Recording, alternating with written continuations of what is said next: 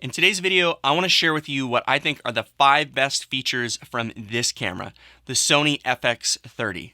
Now, the reason I'm making this video is not to jump on the hype train, although I think there's a lot to be excited about when this camera is priced at $1,800. The reason I want to make this video is because if you're considering picking it up or you have just picked it up, I think it's helpful to know the camera's strengths so that you can lean into them. For context, my name's Riley and I'm a documentary filmmaker, and I'm often finding myself filming in places and locations around the world that would just be a hassle to film on a bigger camera. I've owned and used the Sony a7S III for the past couple years, and I picked up the Fx30 to be my B camera, and I've been able to shoot with it for the past few weeks. And so I feel like I've gotten a good handle on the strengths of this camera and want to share them with you. All right, let's dive in. The first thing that I want to touch on is probably the thing that everyone cares about the most, and it's the image quality that you're getting from this camera. The image quality is really impressive, especially considering the price that we're paying for it. And I think that up to 60 frames per second in 4K, the image quality is fantastic.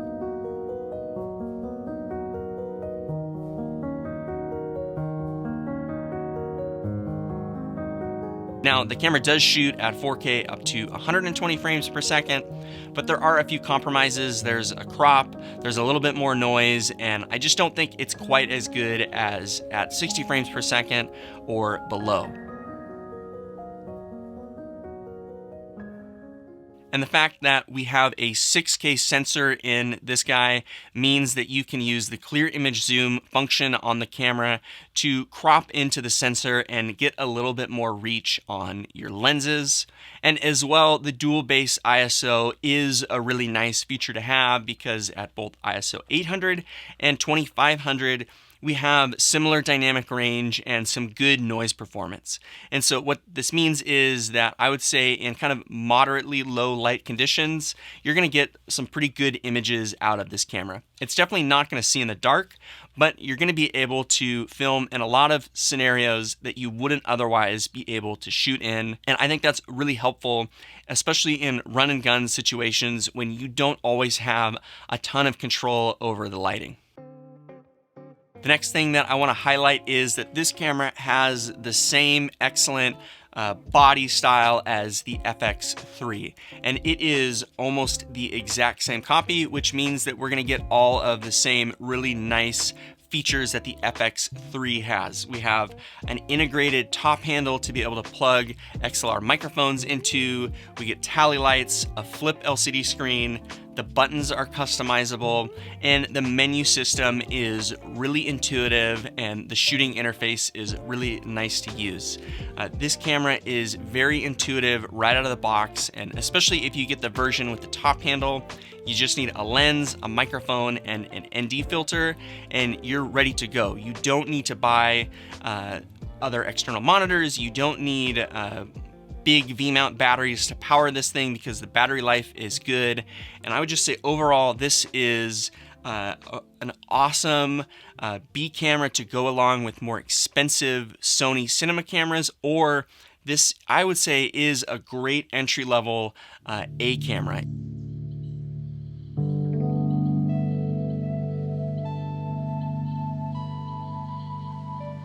The next feature that I want to highlight, I think, is a tad bit underrated for how good it is, and that's the autofocus system. Now, before I picked up the a7S III that I'm filming this video on, I really didn't know what I was missing out on when it came to autofocus.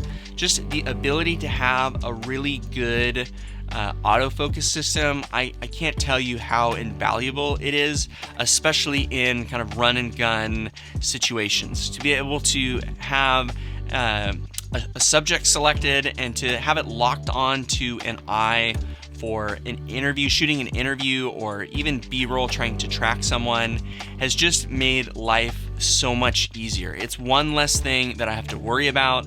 And now, granted, there is a little bit of a learning curve when it comes to the different settings, but I think if you watch like Philip Bloom's video on it that I'll leave a link to in the description below, it definitely makes life a lot easier And once you figure out what the different settings do, it's definitely going to save you a lot of time and energy and stress while you're filming if you're using a Sony lens.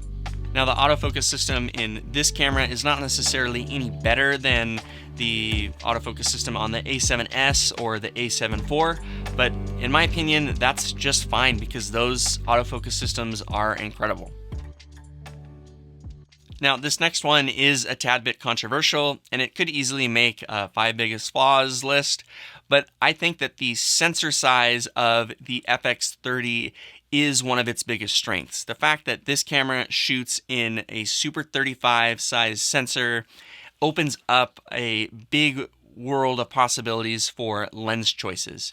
Now, having the slightly smaller Super 35 sensor is going to be a trade-off in both low light and kind of the wide end of full frame lenses. But the Super 35 lenses from Sony and third-party manufacturers are often cheaper, smaller, and lighter. And so you're going to be able to shoot with this camera for longer, especially on a gimbal. And if you ever look into renting some nice, high-quality cinema lenses, not only are those lenses going to be smaller, lighter, and cheaper, but there are just more options in the Super 35 format out there. Now, the next feature that I want to highlight on the FX30 is the Cine EI mode and some of the options that come along with having that mode. Now, I think that the Cine EI mode is obviously a little bit of a confusing workflow and exposure / monitoring tool, but I think when you kind of figure out how to use this mode, it definitely is going to improve the way that you shoot. I think it's very similar to using like a prime lens versus a zoom lens, because when you use a prime lens, you can't compensate by zooming in. You have to use your feet. And so you end up thinking through your composition a lot more just by the fact that you have a limitation of not being able to zoom. Well, the Cine EI mode is very similar because you have a limitation with which ISO values you can use. You are stuck with either ISO 800 or 2500, and then when you change your exposure index, you're just changing the way that you are monitoring the image. So what I think this is going to do is it's going to force me and a lot of people who choose to use this mode to adjust their lighting better. It's going to force us to adjust our ND filter and adjust our aperture rather than adjusting our ISO. And so I think kind of having some of those creative workflow limitations and being able to really think about how we want our lighting, how we want our exposure set, I think is only going to help improve the way that we shoot. And so I think it's really exciting that this camera has that feature.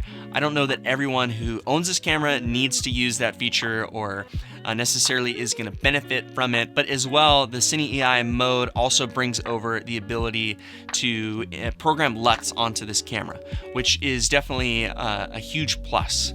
And so overall, I'm really excited to dive in with the Cine EI function. Well, if you can't tell by now, I am super excited about this camera. I'm really happy that I made the investment in it, and I can't wait to film with it some more.